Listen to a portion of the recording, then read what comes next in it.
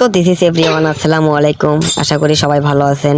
আলহামদুলিল্লাহ আমিও ভালো আছি। তো ঘটনা হচ্ছে আজকে কথা বলবো এই বস্তির মেয়ে রাশিক। তো তার কিছু কর্মকাণ্ড দেখলে মনে হবে ঢাকা ফুটপাতে ওভারব্রিজের নিচে 200 টাকার বিনিময়ে দেহ দিয়ে দেয় তাদেরকে কি রিক্সা।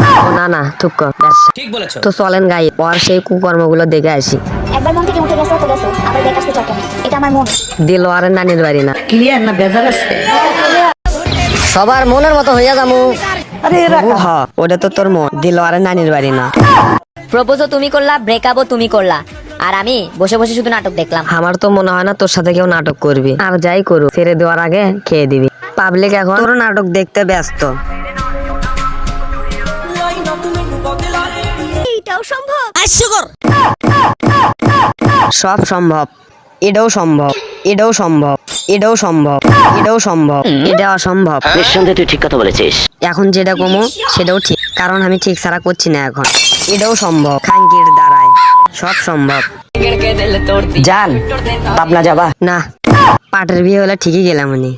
আমি কি কাউকে গালি দিয়েছি? তো এভরিওয়ান, এখন দেখবো তার কিছু অসাংঘাতিক ট্যালেন্ট। প্রথমত কান্না করা, তারপর ভণ্ডামি, কষ্ট করে কিস্তি তুললা জামাইটারে বিদেশ পাঠাইলাম, আশা করছিলাম বড় বড় শেলকো বোতল পাঠাইবো, সাবান পাঠাইবো, সেটা দেখায় দেখায় মাখমু, এই কপাল আর হইলো না গো। তারপর হচ্ছে ন্যাকামি করা, তারপর 12 বেটার সাথে প্রেম করার হিস্ট্রি।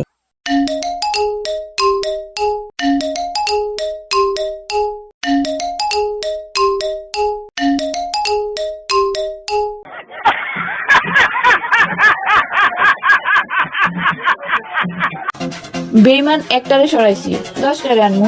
আল্লাহ কি দেখতে শুনতে কম দিছে নাকি? পিছনে সিরিয়াল লাগাই দিল। তোর যে গোয়া ছোট গুনি ওকে যাতা বড় বড় অল্লাহ তোর গোয়া ফাটিয়া ফেলে দিবি। তোর গোয়া গুলো সিম্পলি গোয়া। ও ভাইস্তে, আমি যা দেখতেছি তুই ওকে তাই দেখতেছিস? না তো, আমি তো তোমার দেখতেছি। না আমি কিছু দেখতেই নেই। ये बहन चो सारे मिलके हमको पागल बना रहे मादर चोत के बच्चे। মেয়ে হয়ে জন্মাইছি জনাব, এলাকার কিছু ছেঁচড়া পোলা তো পিছনে লাগবেই। প্যারা নেই, চিল। ক্লিয়ার না বেজাল আছে?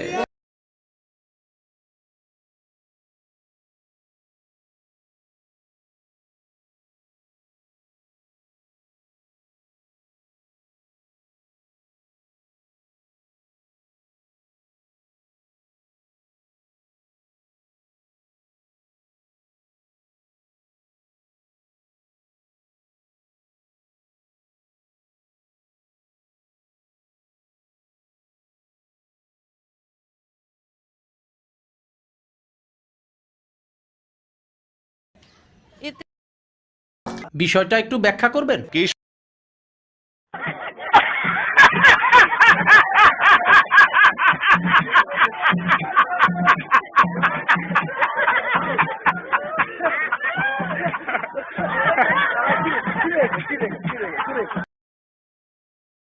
তাতে আমার বাল ছেঁড়া গেল।